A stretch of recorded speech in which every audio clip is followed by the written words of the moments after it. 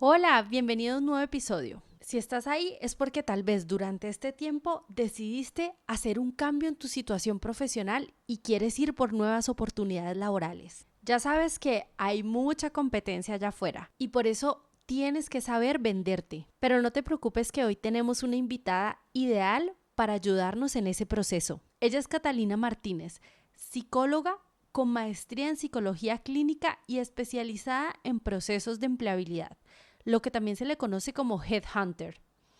Toma nota porque nos va a dar las claves para aprender a vendernos profesionalmente y que nuestro perfil sobresalga en el competido mercado laboral. En este episodio, Catalina nos va a contar cómo encontrar las mejores ofertas o las que más se adaptan a tu perfil, cómo elegir entre esas ofertas, las preguntas recurrentes en los procesos de selección, cómo marcar la diferencia y lo que pasa después de una entrevista. Mejor dicho, lo que hay es trabajo por hacer para encontrar ese trabajo ideal. Y por eso este episodio está un poquito más largo de lo normal, pero está lleno de contenido. Así que mejor empecemos de una vez. Primero, gracias por ser parte de la fabulosa crisis. Este es el espacio donde encontrarás herramientas para transformar una crisis en tu mejor oportunidad, en la oportunidad de mostrarle al mundo tu versión fabulosa. Yo soy Nati Céspedes, soy comunicadora y me apasiona crear contenidos que inspiren, motiven y ayuden a otras personas como tú a alcanzar su mejor versión. ¿Estás listo para sacar lo mejor de esa crisis? Yo también. Empecemos.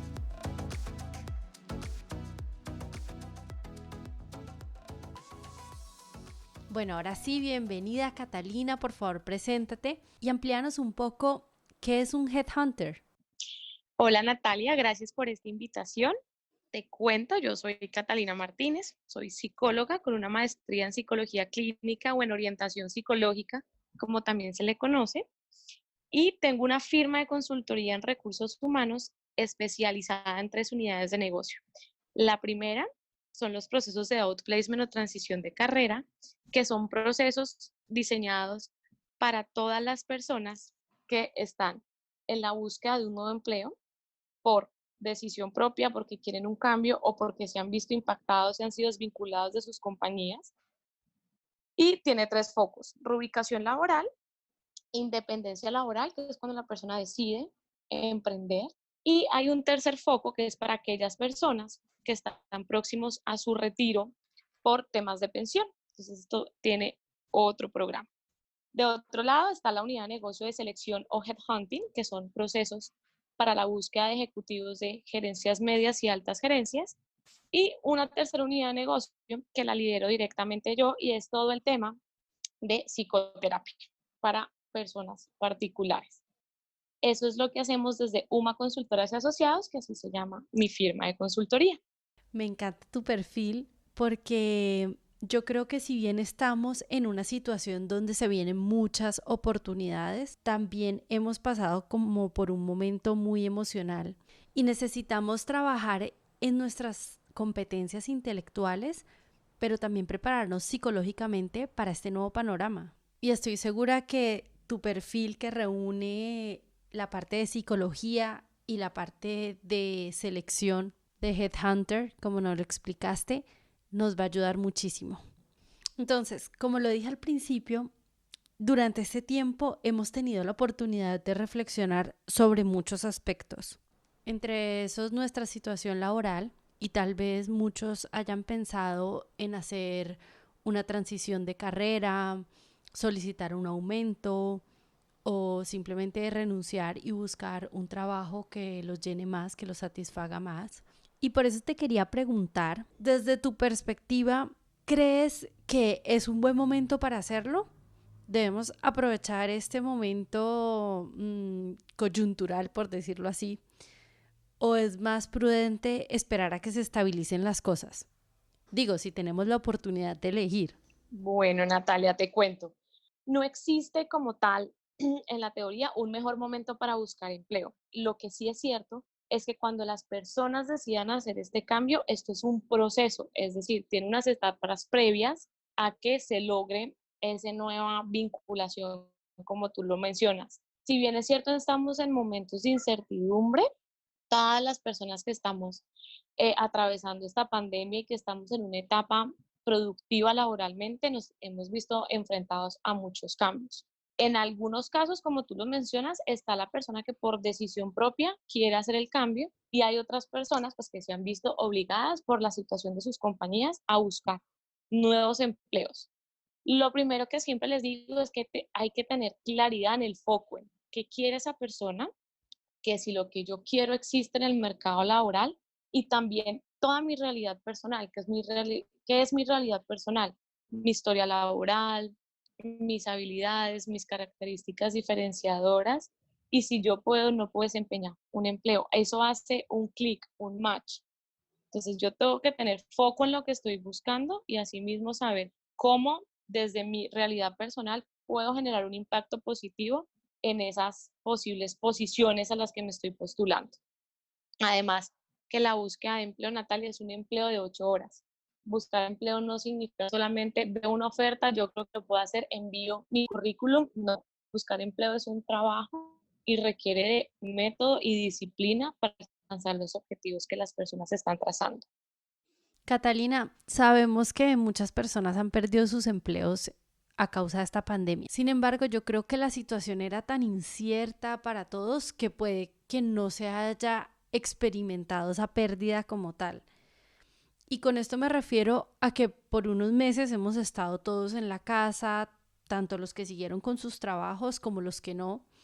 Y yo creo que es apenas hasta ahora que empieza a restablecerse todo y que la gente con la que vivimos regresa a sus rutinas o a sus trabajos, que se puede empezar ese proceso de desempleo, que además está muchas veces acompañado por la ansiedad. ¿Qué les puede recomendar a esas personas para que no caigan en esos ciclos de ansiedad y depresión y que en cambio establezcan rutinas y sean proactivos en la búsqueda de su nuevo empleo? Ok, bueno, Natalia, tú lo has dicho y te lo voy a poner de esta manera.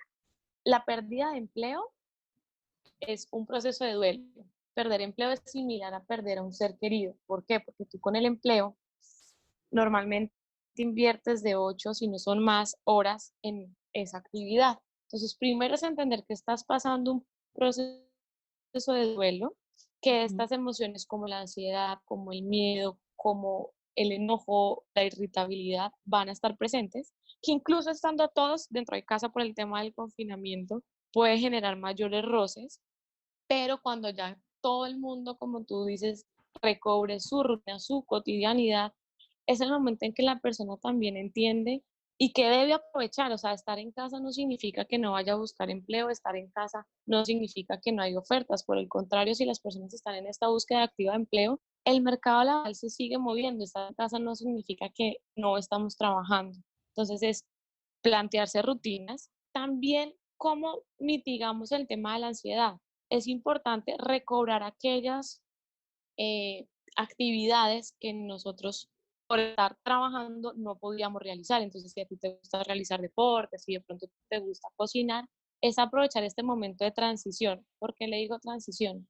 Porque lo único permanente es el cambio y esta etapa de transición también va a pasar. Pero para mitigar estos estados emocionales es importante también establecer rutinas que incluyan aquellas actividades que por motivos de trabajo no puedes hacer. Por ejemplo, llevar tus hijos al colegio, asistir tú a una reunión de padres, retomar la rutina de ejercicios, porque es que tengo que llegar a las 7 y salgo a las 10 de la noche de la empresa que hora ejercicio.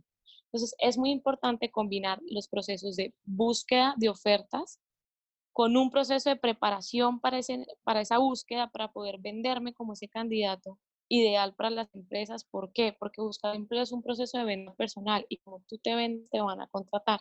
Y además, para cuidarme personalmente, es importante también retomar aquellas actividades que para mí son placenteras, porque la ansiedad, el miedo, la incertidumbre hacen parte como de esta montaña rusa de emociones en la que nos subimos cuando atravesamos un proceso de duelo. Sí, de acuerdo. Me encanta que menciones lo de disfrutar el proceso de transición, porque como en todo hay ventajas y desventajas. Y una de las ventajas de no tener trabajo, de tener esa como pausa profesional, es poder retomar nuestros hobbies, dedicarnos tiempo, reforzar los vínculos familiares, como dices, que es algo tan importante en nuestra calidad de vida. Y por otro lado, mencionaste lo de trabajar en nosotros, en saber vendernos. Y justo te quería preguntar, ¿qué actividades o rutinas podemos mantener para estar como estimulando esas habilidades profesionales, para mantenernos activos en el mercado y aumentar ese valor profesional del que nos Mira, hablas? Natalia, el mantener las rutinas y una habilidad, digamos que no se pierde, sino que puede que se, entre comillas, se vuelva más lenta, pero no se pierde. Estar unos meses desempleado no te va a quitar las habilidades que has adquirido. Por el contrario, tú mencionas algo muy importante, cómo estar activo en el mercado laboral. Hay que gestionar nuestra red de contactos, nuestro networking, estar pendientes de qué está pasando hoy en el mercado laboral. Hay cursos online, hay libros a las personas que tienen falencias en idiomas. Hoy no es un plus tener un idioma. Hoy cada vez se convierte más en un requisito indispensable para ocupar una posición. Entonces, yo sí considero y les explico también a mis clientes que como el proceso de búsqueda de empleo es un proceso de venta personal, yo necesito conocer bien mi producto y como mi producto soy yo tengo que entender muy claro qué tengo como fortaleza y qué tengo como oportunidad de mejora. Si tengo oportunidades de mejora en áreas técnicas, a lo que se refiere de estudios, puedo porque por falta de tiempo anteriormente no tenía cómo meterme un curso de inglés, por ejemplo. No podía asistir, me tocaba viajar mucho, no podía conseguir un profesor que me ayudara. Es el tiempo de poder hacerlo. Si no tengo los recursos económicos para hacerlo, hay muchas plataformas virtuales que te pueden ayudar con esto. Entonces, lo importante es mantenerse activo y ocupado. Ahora que dices ocupado, nos mencionaste que buscar un trabajo es un trabajo en sí mismo de 8 horas porque tenemos que estar activos y ahorita hay muchas plataformas que nos facilitan eso, pero cómo escoger la que es adecuada para nosotros. Por ejemplo, hay muchas empresas que tienen su propia bolsa de trabajo, hay páginas en sí que son bolsas de trabajo que trabajan con varias empresas, están los headhunters, las redes sociales especializadas como LinkedIn. Desde tu experiencia, ¿hay alguna plataforma que sea mejor que otra según lo que estemos buscando? Bueno, Natalia, me voy a devolver un poco y te voy a decir como los tres pasos principales, porque esos tienen otros pasos, pero lo primero es que la persona debe tener foco. ¿Qué significa tener foco? Tener claridad hacia dónde voy a aplicar. Aplicar por aplicar porque de pronto me llaman, porque como dicen en México, chicle y pega, si envío mi currículum y me llaman, no te va a ayudar. Por el contrario, si tú no tienes claridad y no conoces muy bien tu perfil, eso lo que va a hacer es incrementar la ansiedad porque al tú enviar currículums y no ser llamado a procesos, juega en tu contra e incrementa tu ansiedad. Entonces, lo primero es tener claro ese foco. ¿Qué quiero? Si lo puedo hacer y si encajo en eso que estoy esperando hacer. Tener una hoja de vida con un perfil de impacto. Muchas personas hacen sus currículos copiando y pegando de lo que tiene uno, de lo que viene el otro, y al final tenemos que tener claridad en el mensaje que estamos transmitiendo, porque a través de ese currículum es que los posibles reclutadores o empleadores se hacen una idea de ti. Y ya luego sí, la tercera parte es lo que tú mencionas de gestionar tus redes. La búsqueda de empleo es multifocal, también dependiendo de los cargos que vamos desempeñando, las jerarquías que tenemos dentro de las organizaciones, pues van a haber unas más efectivas que otras. LinkedIn hoy es la red profesional más grande del mundo y la principal fuente de reclutamiento. Aquí hay que estar, pero para estar también tengo que tener un perfil atractivo, tengo que saber cómo me conecto con las personas, a quiénes debo buscar, que esto es el foco que te menciono yo como el primer paso. Ujú. Hay muchos buscadores o motores de búsqueda de empleo. Google tiene también su propio motor de búsqueda.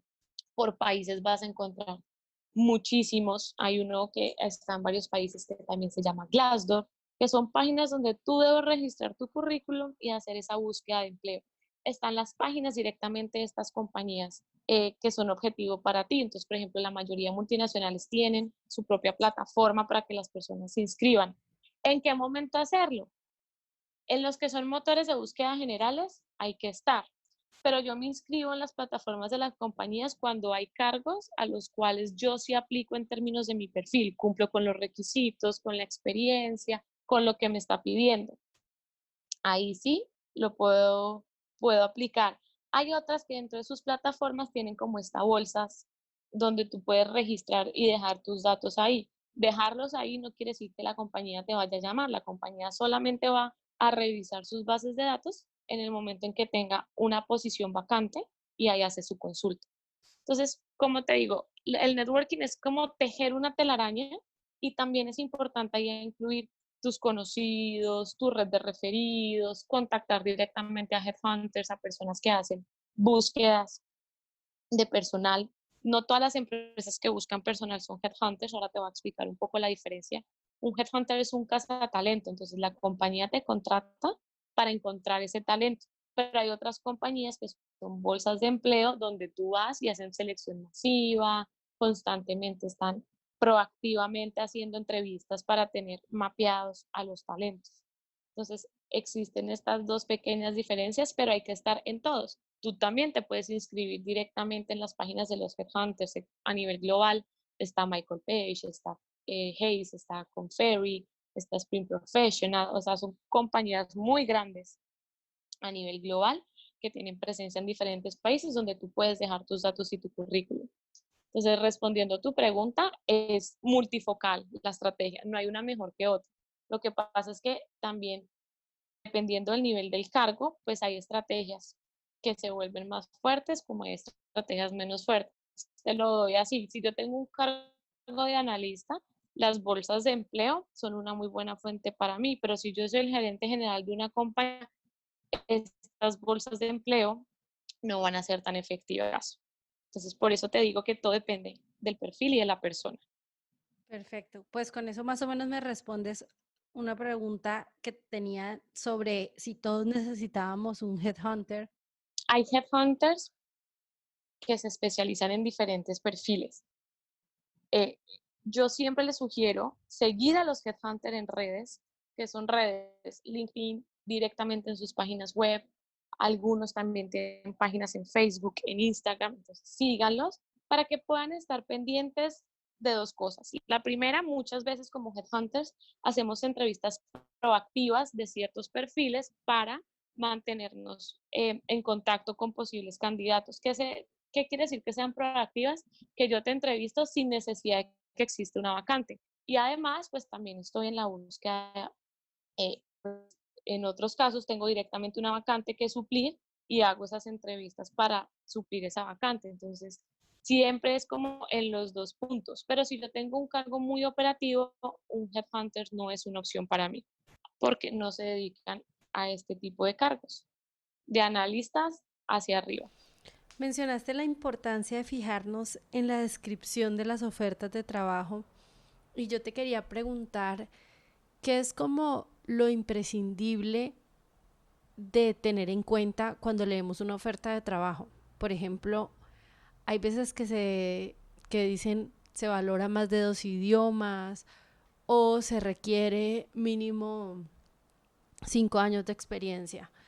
Si yo, por ejemplo, tengo 3, 4 años de experiencia, ¿es algo que debo de tomar en cuenta para descartarlo?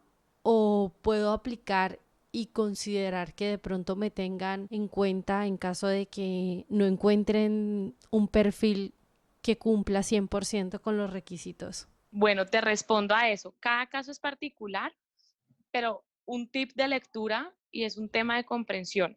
Si me piden 5 años y yo tengo 4 años y medio, perfecto, pero si me piden mínimo 5, tienen que ser mínimo los 5. Entonces la clave está en cómo lees tú las ofertas. Si me piden mínimo 5, si yo no tengo, y dice 5 años de experiencia en empresas de servicios, pero mis 5 años de experiencia son en empresas industriales, no me sirve. Tenemos que leer que diga requisito excluyente. Entonces, ¿qué quiere decir excluyente? Si yo no cumplo con que tengo el 100% de inglés, no aplico porque me van a excluir si yo no tengo ese 100% de inglés. Cuando son los deseables no son excluyentes. Entonces, es un plus que la persona tenga conocimiento en SAP, pero si yo no lo tengo, no significa que me vayan a descartar. Entonces, la clave para esto está en leer e interpretar muy bien la información que me están dando. Perfecto. Entonces, ahora vamos a hacer una situación hipotética. Me llamaron para la entrevista. ¿Cómo me preparo?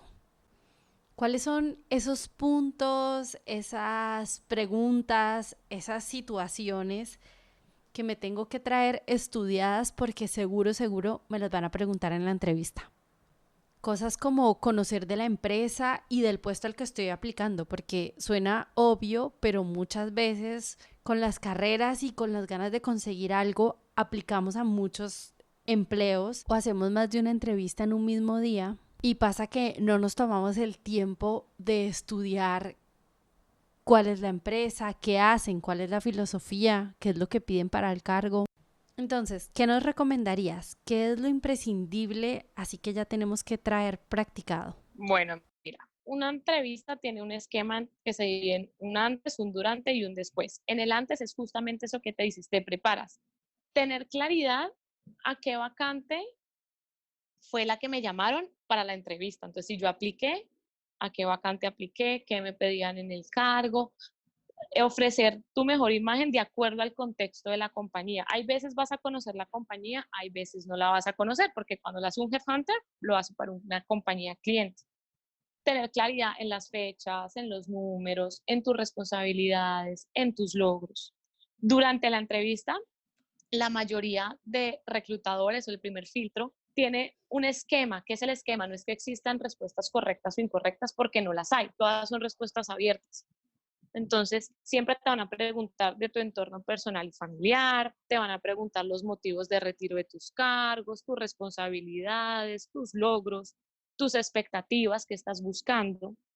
También te van a preguntar sobre fortalezas y áreas de oportunidad y aquí es vital que la persona tenga claro qué es eso que él tiene fuerte, que lo hace diferente de otras personas. Con la oportunidad de mejora, todos tenemos oportunidades de mejora. Es un error decir, no, yo la verdad no tengo ninguna oportunidad de mejora. Eso no habla bien de un candidato. Es importante hacer el ejercicio para aquellos que no tienen claridad, pensar un poco en los feedbacks que recibían de sus jefes y acomodar, más que acomodar la respuesta, es elaborar la respuesta que darían. Y también te van a preguntar por tu salario actual o tu último salario y tu aspiración salarial. En algunas ocasiones te van a hacer preguntas sobre situaciones que son las famosas entrevistas por competencias y son preguntas que se hablan de cara al pasado. Cuéntame una situación en la que tuviste que negociar con un cliente considerado muy difícil, por ejemplo. Y la idea es que la persona también vaya preparada para hacer preguntas del cargo, más allá del salario, no decir qué sigue en el proceso o cuál es el salario, preguntar más acerca del reto, de la posición, si le pueden contar un poco cómo funciona la compañía, qué expectativas tienen de la persona que quede seleccionado, cuál es el principal reto. Esto también hace que la persona genere un impacto diferente en su entrevistador. Me encanta que menciones eso porque muchas veces nos da como susto preguntar. Sí, eso es verdad, pero por ejemplo, un ejecutivo de ventas que no pregunte cuál va a ser su cuota mensual, pues él no va a saber a qué se está enfrentando. También de pronto decir, bueno, ¿cómo viene vendiendo la zona? Entonces, por cada caso, como te digo, Natalia, es particular y no podemos generalizar, pero sí hay como un esquema básico y yo quiero que las personas entiendan que nosotros como entrevistadores no tenemos las respuestas correctas e incorrectas, que de verdad la entrevista es el momento de venta principal que tiene un candidato.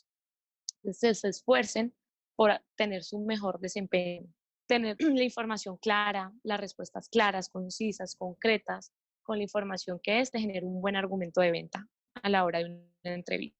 ¿Te parece que es correcto preguntar cuándo te van a llamar de regreso para darte una respuesta y si no ponerte en contacto? Porque muchas veces la gente tiene como miedo de parecer muy desesperado, de ser intenso. ¿Cómo manejas eso? O sea, ¿cómo sabes hasta Sí. dónde empujar sin ser intenso?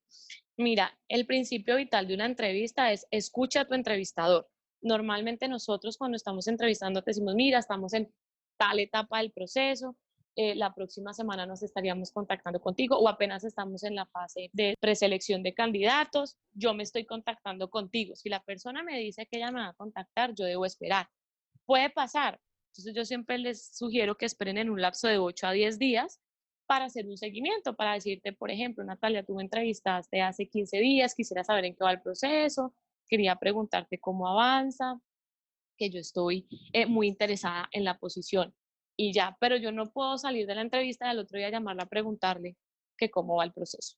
Ok, perfecto. O sea, normalmente lo ideal es esperar a ser contactados. Si después de un tiempo prudente no te han contactado, Si la persona te busca. dice, exacto, o la persona te dice, estos son mis datos, cualquier cosa puedes llamar. Uno tiene que, por eso les digo, hay que leer al entrevistador y escucharlo muy bien. Cata, ¿es correcto pedir retroalimentación a tu entrevistador? ¿A ti te lo han pedido alguna vez? Por ejemplo, preguntarle si cumples las expectativas de lo que están buscando o qué percepción tiene ella de la entrevista o de las posibilidades que tú tengas de encajar en esa vacante.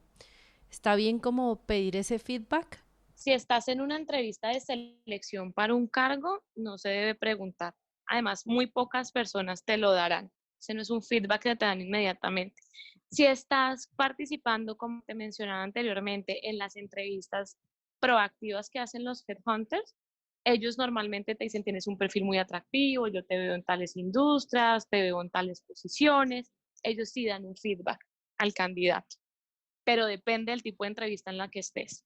La verdad, si es una entrevista de selección para una vacante en específica, no. Ok, o sea, es algo que te puede dar un headhunter, es como un valor agregado que tiene contactar a un headhunter antes, que te puede dar ese tipo de retroalimentación sobre tu perfil, etcétera, ¿verdad? Claro, siempre y cuando el headhunter está dispuesto a hacer, como te digo, las entrevistas proactivas. No está obligado a darlo, ¿no? El entrevistador no está obligado a dar un feedback. Y hay personas que te lo dan inmediatamente. Por eso te digo, Natalia, la clave está en escuchar muy bien a tu entrevistador porque ellos te van dando información cuando te van respondiendo.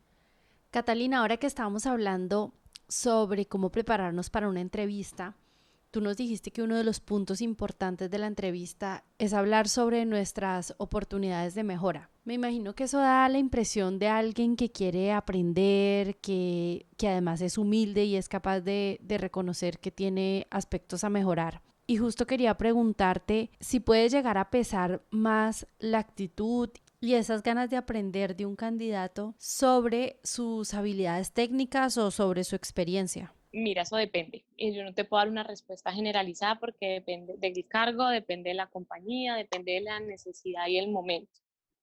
Lo que tú me quieres decir o como yo lo estoy interpretando es si en muchas oportunidades se valora más esa competencia, ese potencial o esas habilidades que tiene la persona versus la experiencia para ser seleccionado.